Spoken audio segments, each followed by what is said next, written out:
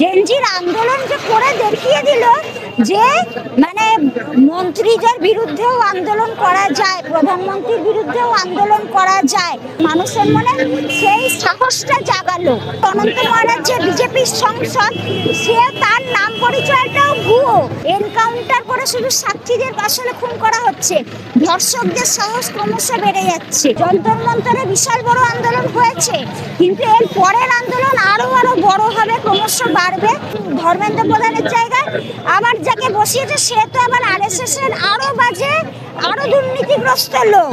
এই অনন্ত মহারাজ যেটা বলেছে, নেতাজিকে মানে অকথ্য ভাষায় গালাগালি দিচ্ছে এবং অপমান করছে। হকারদের, গরিবদের ঘর বাড়ি ভেঙে দিচ্ছে, বুলডোজার চালাচ্ছে। কোথায় আদানি আম্বানিদের তো কত দুর্নীতি রয়েছে, সেখানে বুলডোজার চলে না। স্কুল কলেজ সব বন্ধ হয়ে যাচ্ছে। টিচাররা আজকে রাস্তায়, শিক্ষকদের কোনো সম্মান নেই। শিক্ষকদের লাঠি মারছে, পুলিশ লাঠি পেটা করছে, চ্যাংদোলা করে তুলে নিয়ে যাচ্ছে। কিন্তু বামফ্রন্টের আমলে শিক্ষার কত, স্বাস্থ্যের সবকিছুরই অনেক উন্নতি হয়েছিল। দিদি, আমরা দেখছি যে চারিদিকে জেনজিদের যে আন্দোলন, তার ফলে ছাত্রদের একটা মানে যে পরিস্থিতি, বর্তমান যে রাজনীতি করছে, এটা কিন্তু কিছুটা হলেও বদল হচ্ছে। আস্তে আস্তে মানুষ জেগে উঠছে। এ বিষয়ে আপনার কি অভিপ্রায়? এটা তো খুবই আশা জাগাচ্ছে যে মানুষ যেভাবে একটা ভয়ের মধ্যে মানে হয়ে কোনো প্রতিবাদের ভাষা হারিয়ে ফেলেছিল, যা চলছে মেনে নিচ্ছিল, এমনকি ইলেকশনও ঠিক মতো হচ্ছে না। এই যে দেখলাম ভোটের পরপরই 8,000 ইভিএম মেশিন পুড়িয়ে দেওয়া হলো, ইভিএম মেশিনে আগুন লেগে গেল। তাহলে এই যে ভোট চুরি হয়েছিল তার প্রমাণগুলো সমস্ত লোপাট হয়ে গেল। কিন্তু কোনো মানুষ, কারুর সবাই প্রতিবাদ করতে ভয় পাচ্ছে। মানে যে একটা গুন্ডাদের রাজনীতি, মানে প্রতিবাদ করবে, একটা ভালো কথা বলতে যাবে, ভালো মানুষের ওপরেই আক্রমণ এসে যাচ্ছিল, বারবার আক্রমণ, এখনো সেটা চলছে এবং এটা আরো ধীরে ধীরে বাড়ছে। মেয়েদের ওপর ধর্ষণ আরো বাড়ছে। এমনকি অগ্নিমিত্রা পাল কিছুদিন আগে বলেছেন যে ধর্ষণ চারিদিকেই হয়, এটাকে বন্ধ করা সম্ভব নয়। তাহলে তারা আজকে অভয়ার মৃত্যুকে নিয়ে রাজনীতি করলো। অভয়ার মাকে, একটা রাজনৈতিক প্রতীককে বিজেপি দাঁড় করিয়ে তার মাকে নিয়ে রাজনীতি করে ক্ষমতায় এলো। আজকে ক্ষমতায় এসে বলছে যে ধর্ষণ বন্ধ করা সম্ভব নয়, চারিদিকে এটা চলতেই থাকবে। এবং বারুইপুরে আমরা দেখলাম যে একটা 9 বছরের মেয়েকে ওইভাবে অত্যাচার করে পুকুরে ফেলে দিয়ে খুন করা হলো। সেখানে কোনো পুলিশ কোনো কিছু ব্যবস্থা নিল না। ওর বাবা মা বারে বারে পুলিশকে জানিয়েছিল, পুলিশ খুঁজতে বেরোলো না। তারপরে গ্রামবাসীরা সিসিটিভি দেখে দেখে সেই দুষ্কৃতীদের খুঁজে বার করলো, করে পুলিশের হাতে তুলে দিল। একজন বিজেপি নেতার কথায় সেই ধর্ষক খুনিদের ছেড়ে দিল পুলিশ।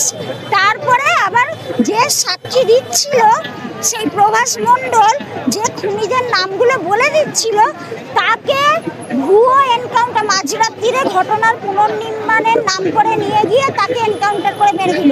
তাহলে আজকে সাক্ষীদেরই খুন করে দেওয়া হচ্ছে। আর এরা বিজেপি এই 3 মাস নেতাজিকে নিয়ে মানে এই অনন্ত মহারাজ যেটা বলেছে, নেতাজিকে মানে অকথ্য ভাষায় গালাগালি দিচ্ছে এবং অপমান করছে। এবং আজকে জানা যাচ্ছে যে এই অনন্ত মহারাজ যে বিজেপির সংসদ, সে তার নাম পরিচয়টাও ভুয়ো। আজকে একটা খবরে বেরিয়েছে যে ওই অনন্ত মহারাজের যে নগেন্দ্র নাকি নাম, হ্যাঁ, ওর আসল নাম নগেন্দ্র নয়, ওরা 3 ভাই। ওর যে বড় দাদা যে তার নাম নগেন্দ্র, সে মারা গেছে। তার পরিচয়পত্র, তার স্কুলের সার্টিফিকেট দেখিয়ে ভুয়ো পরিচয়, নিজের নাম নগেন্দ্র করে সরকারি চাকরি নিয়েছে এবং আজকে বিজেপির সংসদ হয়েছে। এ আসল নগেন্দ্র নয়। আর আজকে অনন্ত মহারাজ নাম নিয়ে এই সমস্ত করছে, মানে পুরোটাই জালি। বিজেপির সমস্ত লোকগুলোই জালি আর ভুয়ো, এই সমস্ত করছে। এবং আজকে মানে এই যে জেনজিরা যে আন্দোলনে নামলো এবং ধর্মেন্দ্র প্রধান পদত্যাগ করলো, এতে তো কিছু বদলাবে না, দেখতেই পাচ্ছেন। কারণ ধর্মেন্দ্র প্রধানের জায়গায় আবার যাকে বসিয়েছে সে তো আবার আরএসএস এর আরো বাজে, আরো দুর্নীতিগ্রস্ত লোক। এর আগে যে ও মন্ত্রিত্বে ছিল সেখানে প্রচুর দুর্নীতি করেছে, তাকে আবার শিক্ষামন্ত্রী করলো। তো সেটা না, কিন্তু জেনজির আন্দোলন যে করে দেখিয়ে দিল যে মানে মন্ত্রীদের বিরুদ্ধেও আন্দোলন করা যায়, প্রধানমন্ত্রীর বিরুদ্ধেও আন্দোলন করা যায়। ওদের যা দুর্নীতি খারাপ কাজ সেগুলোর বিরুদ্ধে সোচ্চার হওয়া যায়। মানুষের মনে সেই সাহসটা জাগালো এবং আমরা যে আরো বড় আন্দোলন হবে, ওটা তো কিছুই হয়নি। যন্তর মন্তরে বিশাল বড় আন্দোলন হয়েছে, কিন্তু এর পরের আন্দোলন আরো বড় হবে, ক্রমশ বাড়বে। এবং আমি চাইবো, এবং আজকেও যেটা হলো কনভেনশন, সেখানে তো অনেক বড় বড় মানুষরা, টিচার, প্রফেসর, ডাক্তার, বৈজ্ঞানিক, ছাত্রছাত্রীরা তো ছিলই, সবাই যোগ দিয়েছিল। তো এইভাবে, কারণ যারা শিক্ষিত, যারা চায়, কারণ যে স্বাধীনতা সংগ্রামী, যে বিপ্লবীরা স্বপ্ন দেখেছিলেন, যে দেশের স্বপ্ন দেখেছিলেন, আজকে তো সেই দেশটা পুরো, আগে যেমন এই আরএসএস বিজেপি ব্রিটিশদের পা চাটত, ব্রিটিশদের মানে বিপ্লবীদের ধরিয়ে দিত, স্বাধীনতা সংগ্রামীদের ব্রিটিশদের হাতে ধরিয়ে দিয়েছে এই আরএসএস, হিন্দু মহাসভা, তারাই তো আজকে বিজেপি। তো আজকে তারাই আমেরিকা, ইসরায়েলের হাতে আমাদের দেশকে বিক্রি করে দিয়েছে। আমাদের কিন্তু অর্থনীতি পুরোপুরি আজকে আমেরিকা চালাচ্ছে। মানে আগেকার দিনে যেটা হতো, দেশকে পরাধীন করা, মানে ইংরেজরা যেমন করেছিল আমাদের দেশে এসে পরাধীন করে নেয়া, কিন্তু এখন হচ্ছে যে অন্যভাবে, অর্থনৈতিকভাবে। আজকে তো সবই ডিজিটাল মিডিয়া। এই যে ইউপিআইতে বলছিল যে ইয়ে করবে, ট্যাক্স কাটবে। এই যে আমরা গুগল পে বা অ্যামাজন পে দিয়ে যে টাকা আমরা লেনদেন হয়, সেখানেও টাকা কাটবে বলছিল। আজকে কমিউনিস্ট পার্টিগুলো, বামপন্থীদের আন্দোলনে, জেনজির আন্দোলনেই তো কেন্দ্রীয় সরকার, বিজেপি সরকার সেটা থেকে পিছিয়ে গেল। হ্যাঁ, তো এই আন্দোলনে এই যে স্কুল কলেজ সব বন্ধ হয়ে যাচ্ছে, টিচাররা আজকে রাস্তায়, শিক্ষকদের কোনো সম্মান নেই, শিক্ষকদের লাঠি মারছে, পুলিশ লাঠি পেটা করছে, চ্যাংদোলা করে তুলে নিয়ে যাচ্ছে। কিন্তু বামফ্রন্টের আমলে শিক্ষার কত, স্বাস্থ্যের সব কিছুরই অনেক উন্নতি হয়েছিল। তখন প্রতি বছর মানুষ চাকরি পেত, কর্মসংস্থান হতো। আজকে তো চাকরি, কর্মসংস্থান সব বন্ধ। মানে ছাত্রছাত্রীদের পড়াশোনা বন্ধ, তারা আজকে পরিযায়ী শ্রমিক হয়ে কাজে চলে যাচ্ছে। বাবা মা তো সংসার চালাতে পারছে না, ছেলে মেয়েদের পড়াশোনাটা কি করে পড়াবে? তো সেইটার বিরুদ্ধেই জেনজির লড়াই, যাতে ফ্রিতে শিক্ষা ব্যবস্থা করা যায়। কারণ আমাদের সংবিধানে আছে যে শিক্ষা আমাদের দেশের সবার অধিকার, এবং সেটাকে ফ্রি করা হোক। কারণ নাহলে তো গরিব ছেলে মেয়েদের মধ্যে অনেক মেধা থাকে। এই যে হকারদের এইভাবে মেরে মেরে তুলে দিল, এই গরিবদেরই তো মিথ্যা প্রতিশ্রুতি দিয়ে ভোটে জিতে এলো, মেয়েদেরকে মিথ্যা প্রতিশ্রুতি দিয়ে ভোট নিল, দিয়ে আজকে ধর্ষণ চারিদিকে। বিজেপি 3 মাস ক্ষমতায় এসে 52টা ধর্ষণ হয়ে গেছে পশ্চিমবঙ্গে। উত্তরপ্রদেশ, গুজরাট, মধ্যপ্রদেশে মানে 15-20 জন ছেলে দুষ্কৃতীরা এসে একটা মেয়েকে ঘরের ভেতর থেকে তুলে নিয়ে চলে যাচ্ছে। এই পরিস্থিতি হয়েছে।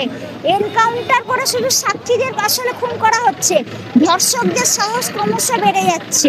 আর এই যে হকারদের, গরিবদের ঘরবাড়ি ভেঙে দিচ্ছে, বুলডোজার চালাচ্ছে। কোথায় আদানি আম্বানিদের তো কত দুর্নীতি রয়েছে, সেখানে বুলডোজার চলে না। মানে 25-30 হাজার কোটি টাকার লোন আদানি আম্বানি, সেটা 26 কোটি টাকা শোধ করে দিল। 25-30 হাজার কোটি টাকার লোন 26 কোটিতে মানে মিটিয়ে দিল। আর সেখানে আমরা সাধারণ মানুষ, কৃষক, শ্রমিক, তারা ঋণের দায় জর্জরিত হয়ে শোধ করতে না পেরে আত্মহত্যা করে মরছে। তাহলে এই দেশটাকে আমরা বদলাতে চাই। শিক্ষা, স্বাস্থ্য ফ্রি করতে হবে, সরকারি হাসপাতালের উন্নতি করতে হবে, কর্মসংস্থান করতে হবে, প্রতি বছর চাকরি দিতে হবে, সরকারি চাকরি দিতে হবে। বেসরকারি তাদের হাতে আমাদের দেশকে আমরা তুলে দেবো কেন? আদানি আম্বানির হাতে তুলে দেবো কেন? দেশে এত শিক্ষিত ছাত্রছাত্রী আছে, যুবরা আছে, তাদেরকে তৈরি করুক যে তারা যাতে একটা ব্যবসা দাঁড় করাতে পারবে, একটা শিল্প দাঁড় করাতে পারবে। তার ছেলে মেয়েদের সেইভাবে তৈরি করুক, ট্রেনিং দিক সরকারিভাবে। শুধু কেন আদানি আম্বানি, শুধু ওই দুজনেই থাকবে?